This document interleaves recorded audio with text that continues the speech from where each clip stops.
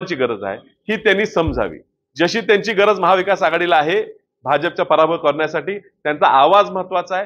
त्यांचा आवाज आज त्यांनी सुद्धा भाजपच्या ह्या यंत्रणेच्या विरोधात लढा दिलाय। त्यांना त्यात त्रास झाला राऊत साहेबांना आणि त्या त्रास सहन करून सुद्धा ते आज त्यांचा मुद्दा मांडतात। त्याच पद्धतीनं डॉक्टर विश्वजित कदमांना सुद्धा वेगवेगळ्या पद्धतीनं ह्या भाजपच्या सरकारने त्रास दिलेला आहे आणि ते सुद्धा आजही दटून लढतात आणि त्यामुळे त्यांची सुद्धा आपण मान ठेवायची जबाबदारी ठेवली पाहिजे। झालेली असेल चूक त्यांनी सुधारावी आणि पुढे आपण सगळ्यांनी कामाला लागावं। संजय राऊतांच्या वक्तव्यावरून जी काँग्रेस आणि महाविकास आघाडीने शिवसेनेच्या कार्यकर्त्यांची मनोरुखाली गेली, मला वाटतं की पुढच्या काळात सोडली जातात। मी तुम्हाला सांगतो ना, ह्या सांगली जिल्ह्यात स्वर्गीय बाळासाहेब ठाकरे साहेबांचा मोठ्या प्रमाणात सहानुभूती असणारा वर्ग आहे। त्यांच्यावर खूप सहानुभूती आहे। त्याचं प्रमुख कारण की वसंतदादांची आणि त्यांचे असलेले संबंध आणि त्यामुळे ती सहानुभूती ठाकरे कुटुंबियांची वसंतदादा कुटुंबियाशी निगडीत आहे आणि म्हणून मी विनंती करीन की आपल्या कुठल्या ते वक्तव्यामुळे ह्या ठिकाणी आदर असलेल्या ठाकरे कुटुंबियांबद्दल सांगलीच्या जनतेत असलेली सहानुभूती कमी होऊ नये असेच वक्तव्य ह्या पुढच्या काळात शिवसेनेच्या नेत्यांनी करावेत आणि पुढचा विचार भाजप विरोधी विचार पुढचं विकासाचा विचार एवढा पुढचं राजकारण करावं।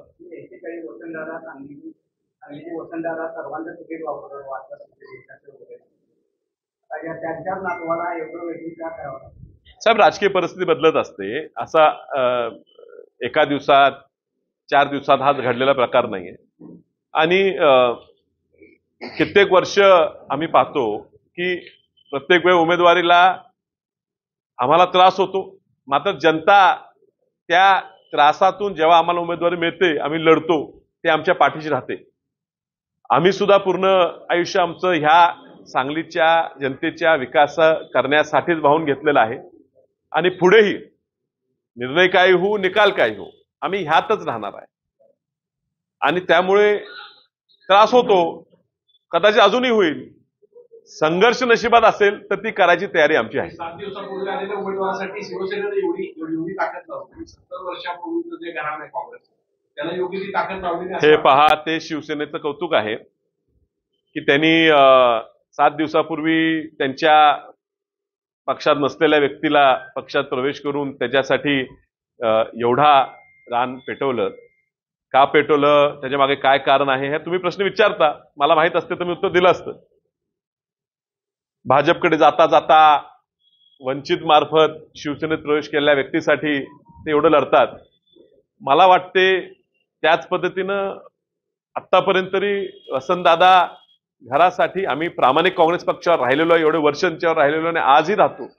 कुठल्याही प्रलोभनांना कुठल्याही सत्तेच्या हौसापोटी आम्ही कुठे गेलेलो नाही, म्हणून आमचा काँग्रेसमध्ये अजूनही मान शिल्लक असेल असं आम्हाला वाटते। ते दिसेल एका 2 दिवसात।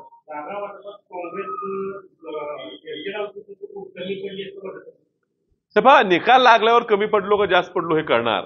त्यामुळे आज निकाल लागला नाही, उद्या आहे। निकाल लागल्यावर मग कमी पडलो का जादा झालो ते उद्या बोलायचं, आज बोलायचं कारण काय?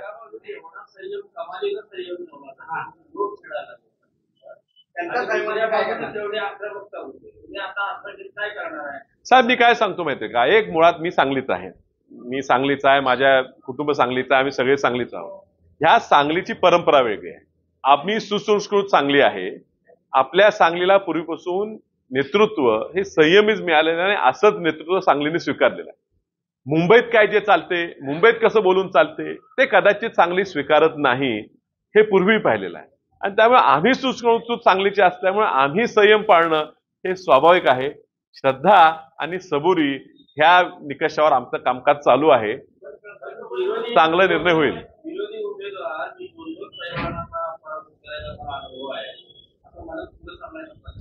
नाही, अभिनंदन आहे, त्यांनी मला आव्हान दिलं, ह्याबद्दलही मी लवकरच बोलणार आहे आणि त्यांनी तसं त्यांचं म्हणणं असेल, एवढी त्यांची ताकद आहे आणि त्यांचं खूप काम जोरात आहे, तर त्यांनीही जो तो पक्षाचा कवच अंगावर घालून पुढे लढायला यायचं म्हणतात, त्यांनी तो कवच बाजूला सरकावा, मीही सरकवतो आणि खरी पैलवानकीची कुस्ती ही समोर समोर होऊ दे ही तयारी आम्ही दाखवतो. पण ते जे करणार नाहीत, कुणाच्या तरी आड बसून कुठल्या तरी फेक अजेंडा, फसवणूक, जातीवाद, धर्मात लढाई करून वाद करून असल्या मुद्द्यांवर निवडणूक लढवायला पुढे येत असताना त्यांनी असल्या चर्चा करू नयेत. त्यांची धाडस असेल तर बोलावं, नाहीतर तो विषय आपण बाजूला ठेवू.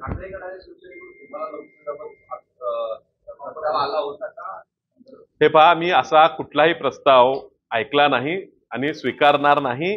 पुढे आला तरी निश्चित स्वीकारणार नाही. मी माझ्या पक्षाशी ठाम आहे आणि मी समाधानी आहे. हे बघा, स्वाभिमानीला लढलो, ती चूक का बरोबर हे ठरवायचा अधिकार मला नाही आहे. मला पक्षाने आदेश दिला आणि तुम्ही पक्षाचा आदेश मान्य केला. मागच्या वेळी सुद्धा उमेदवारी माझी ही तत्कालीन जिल्हा अध्यक्ष मोहन शेठ कदम यांनी जाहीर केली. काँग्रेसचा उमेदवार विशाल पाटील, चिन्ह स्वाभिमानीचं बॅट, असं मला त्या उभं केलं होतं. मला पक्षाकडनं तसे निर्देश आले होते. मी ह्या वेळेला पक्षाला आधीच कळवलेलं होतं की मागच्या वेळेला झालेल्या गोष्टी चूक का बरोबर, पण ती जनतेला पचली नाही आणि त्यामुळे तशी पुन्हा प्रयत्न ह्यावेळी होऊ नयेत हे मी आधीच कळवलेलं. त्यामुळे ह्या वेळेला तो मुद्दा याचा विषय नाही.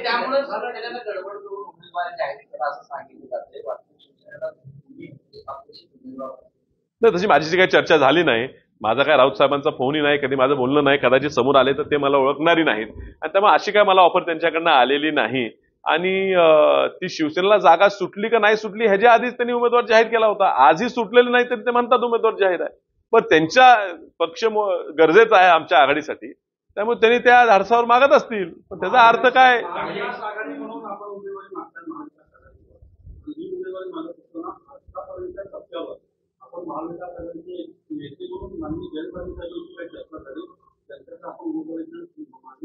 नाही बघा, मी काय म्हणतोय, उद्या हा विषय निकाली लागेल की ते जाहीर होईल एखाद्या वेळेस, काँग्रेसला जागा सुटली का शिवसेनेला.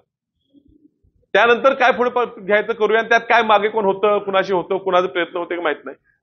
आमची चर्चा ही आमच्या नेते विश्वित कदमांबरोबर होती. विश्वित कदमांच्या परस्पर आम्ही कुणाशी बोललेलो नाही. हे बघा, जयंत पाटील साहेब हे राष्ट्रवादीचे नेते आहेत. ही जागा मागायची काँग्रेस पक्षाकडे होती, त्यामुळे त्यांनी कदाचित